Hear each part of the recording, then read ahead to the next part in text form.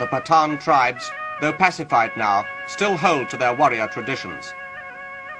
At the village of Darra, near Peshawar, I visited a tribal factory where, in a primitive backyard setting, they make rifles and pistols with traditional skill. Every shop in the village sells them. The Pathan's rifle is part of his dress, like an Englishman's umbrella.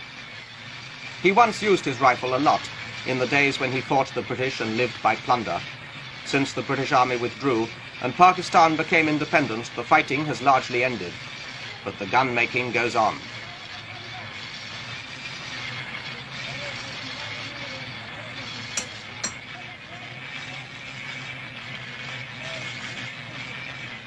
Down to the smallest spare part, the weapons are exact imitations of foreign models, American, German, British. Some of them have even got the WD date stamps. This pistol's an Italian copy. The Pakistan government turns a blind eye on this plagiarism, provided the guns are not taken out of tribal territory. But many are now sold and smuggled to the Pathan tribes on the Afghan side of the frontier, where there's recently been heavy rioting.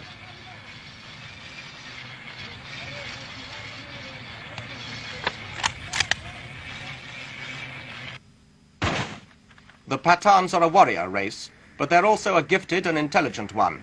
Many have achieved fame and honor in the outside world, like the Pakistan High Commissioner in London, General Yusuf, whose great-grandfather fought against the British on the frontier.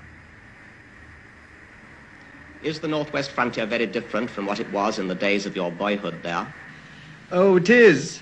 It's much more mechanized. It's quite a common sight to see the Afridis and the Masouds driving their own trucks, as you probably saw yourself, through the Kohat Pass and to the Khyber.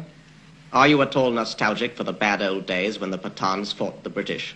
Well, I wouldn't say that, although I think my great-great-grandfather led the Jawahi expedition in late 19th century. Why has the fighting ended? I think, because they feel that the present government of Pakistan is composed of Pakistanis and there are no foreigners there. And secondly, because I think economically they're much better off and there's no need for them to rob and kill to live. Now that all the fighting's ended, won't the Pathans become soft and decadent? Well, if you think becoming civilized makes one decadent, they probably will become soft. Civilization is coming fast to the mountain villages where once the bullets whined.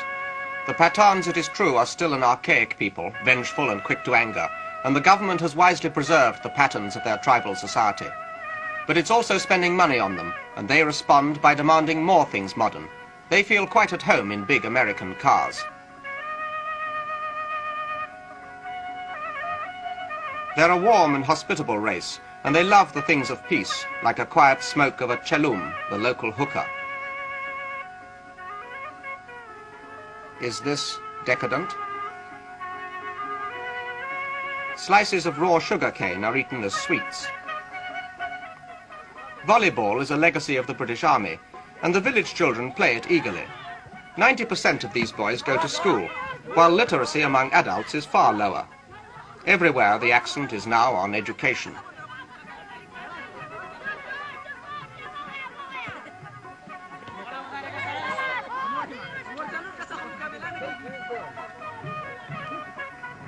So we left Darra for the Khyber Pass.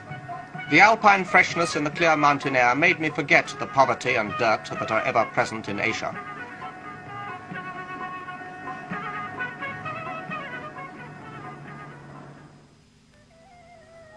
We passed many small farms, reminders of the present government's policy of breaking up the big estates and giving them to the peasants.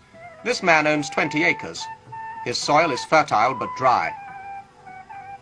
Soon he may get the water he needs, for near the foot of the Khyber, I came upon the biggest symbol of modern progress on the frontier, the giant Warsak Dam that Canada is helping Pakistan to build under the Colombo Plan. It was, I think, the most real and inspiring example of Commonwealth cooperation I have ever seen. In the Kabul River Valley, where Alexander the Great marched to invade India 4 centuries before Christ, I saw Canadian and Pakistan technicians teaching Pathan labourers to be mechanics. They were all working together on a hydroelectric project that later this year will triple West Pakistan's electricity supply. It will also irrigate 200 square miles of the dry Peshawar plain. Canada is meeting about 2/3 of the dam's total cost of £21 million.